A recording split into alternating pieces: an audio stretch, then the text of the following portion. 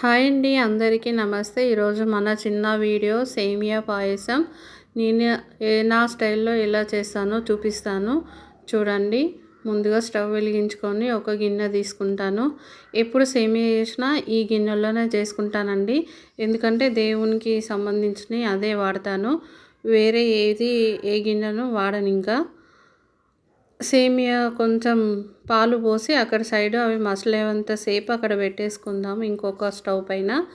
ఇప్పుడు ఇందులో కడాయి పెట్టుకొని అన్ని బాదం కిస్మిస్ అవి వేయించుకొని తర్వాత సేమియా కూడా వేయించుకోవాలని బ్రౌన్ కలర్ వచ్చే వరకు సేమియా వేయించుకోవాలి. ఇలా కలర్ చేంజ్ అయితేనే బాగుంటుంది టేస్ట్. ఒకసారి మీరు కూడా ట్రై చేయండి. మా పిల్లలు బాదం పప్పు ఇవన్నీ తినరండి ఎక్కువగా, అందుకే కొన్ని వేస్తున్నాను. మీకు ఇష్టమైతే మీరు ఎక్కువగా వేసుకోండి. మా పిల్లలు తినరు కాబట్టి నేను కొన్ని వేశాను. సేమియా వేయించుకున్నాక పాలు మసిలిపోయాయి. మసిలిన తర్వాత సేమియా వేసి సేమియా కొంచెం ఉడికిన తర్వాత అప్పుడు షుగర్ వేసుకోవాలండి. షుగర్ ముందే వేసామంటే సేమియా ఉడకదండి, అందుకని తర్వాతే వేసాను షుగరు. ఇప్పుడు షుగర్ వేసిన తర్వాత ఇలాచీ పౌడర్ కూడా వేసుకొని ఇందాక వేయించుకున్న బాదం కిస్మిస్ అవన్నీ కూడా వేసుకొని ఒకసారి కలపాలి.